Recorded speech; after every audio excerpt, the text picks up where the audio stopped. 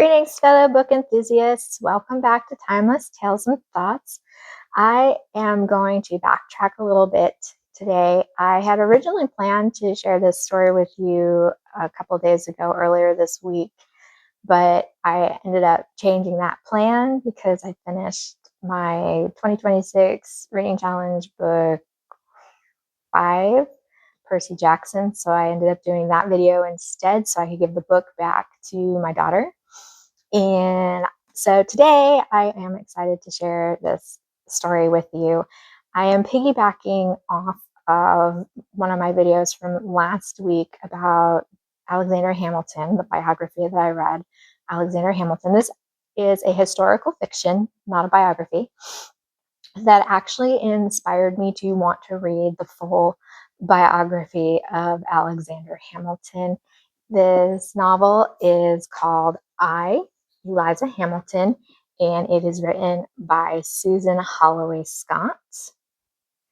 This novel is written in the first person, and it is the story of Eliza and Alexander through the eyes of Eliza, which I thought was a great way to show the story, because in the end, it is Eliza who tells the story. In the musical, there is a line that says, "Who lives, who dies, who tells your story?" And in the end, that was Eliza. So I thought that was pretty creative of the author to take this novel and bring the story of Alexander and Eliza Hamilton to life through the eyes of Eliza. She was a quiet background character in a huge, huge time of our country, the creation of our country. In my opinion, she should be right up there with our founding mothers, but she's not as well known as like Martha Washington or Abigail Adams. She kind of hides in the background of history. And now she is at the forefront of the history, which I love. Because honestly, before I picked up this book and read the story, I myself didn't know very much about her. And this helped me want to know more about the both of them, actually. So, in my opinion, this novel was very well researched as well, to include all the real events, things that happened, actual timing, places.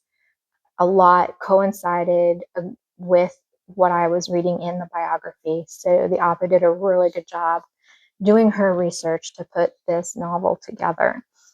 I truly, truly enjoyed this story. I'm going to read the back for you. In this beautifully written novel of historical fiction, best-selling author Susan Holloway Scott tells the story of Alexander Hamilton's wife, Eliza, a fascinating, strong-willed heroine in her own right, and a key figure in one of the most gripping periods in American history. There's a quote on the back from the novel. It says, "Love is not easy with a man chosen by fate for greatness." As the daughter of a respected general, Elizabeth Schuyler is accustomed to socializing with dignitaries and soldiers, but no visitor to her parents' home has affected her so strongly as Alexander Hamilton, a charismatic, ambitious aide to George Washington. They marry quickly, and despite the tumult of the American Revolution, Eliza is confident in her brilliant husband and in her role as his helpmate. But it is in the aftermath of war, as Hamilton becomes one of the country's most important figures, that she truly comes into her own. In the new capital, Eliza becomes an adored member of society, respected for her fierce devotion to Hamilton as well as her grace. Behind closed doors, she astutely manages their expanding household and assists her husband with his political writings. Yet some challenges are impossible to prepare for. Through public scandal, betrayal, personal heartbreak, and tragedy, she is tested again and again. In the end, it will be Eliza's indomitable strength that makes her not only Hamilton's most crucial ally in life, but also his most loyal advocate after his death. Determined to preserve his legacy while pursuing her own extraordinary path through the nation they helped shape together. Eliza was incredible. The prologue of the story begins about a month after that fateful day between Alexander and Aaron Burr in 1804. And it kind of explains how Eliza was feeling. How on earth was she going to get through life without Alexander, someone she had been side by side with for a very long time? Eliza went on and lived another 50 years after Hamilton, and she did her own great, amazing things, leaving behind her very own legacy that she should be recognized for. She went ahead and she helped to raise funds to build the Washington Monument in DC. She established an orphanage, the first orphanage in New York City, because she had a passion for helping widows and orphaned children.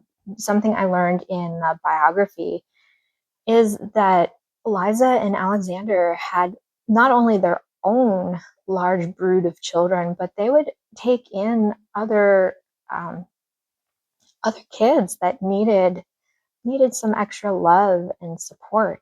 And that became a passion of hers. And she even worked that orphanage and was like the headmistress for quite some time. And again, in the end, while maybe Eliza didn't want to be in the front, she was better off, being that quiet supporter in the back. But in the end, it's between Eliza and one of her sons, according to the biography, sorted through all of Alexander's writings to piece together the story so that we didn't have just one-sided view. We could put those writings together and we could piece everything together and know Alexander and Eliza's side of the story, which historians have got to be thankful for. Otherwise, we wouldn't have their side of the story if not for Eliza and her one son, who put all of that together for us. They told his story. And Eliza, in my opinion, she needs to be right up there with the other great founding mothers like Martha Washington and Abigail Adams. She wasn't as loud as Abigail Adams. She wasn't front and center. She just preferred to be quiet observer in the back, quiet supporter, until that unfortunate day in 1804, and she was thrust into the forefront, and she created an incredible legacy of her own. I truly enjoyed reading this story. I hope that maybe between my two videos, I've inspired you to learn a little bit more about the Hamilton family, even if you don't want to go back and read the whole biography, being it was like 730 some on pages. I forget what I said, 735, 737, something like that. This historical fiction novel is a perfect gateway to get the basic knowledge of the life of Eliza and Alexander Hamilton. And I hope maybe I've inspired you to go ahead and pick this up and read it, learn a little bit more about these incredible founders.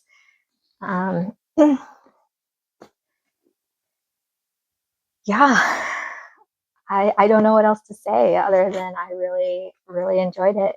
And I hope you are inspired to go ahead and learn some more yourself about these founders.